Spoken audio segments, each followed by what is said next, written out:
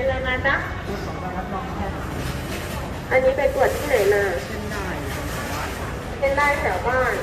แล้วคุณเข้าระบบรักษาหรือยัง ยังเขาบอกว่าให้มาโรงพยาบาล ก่อนเมื่อวานแต่เขายังไม่ได้แจกยาใช่ไหม ตรงนี้เลย อ่ะ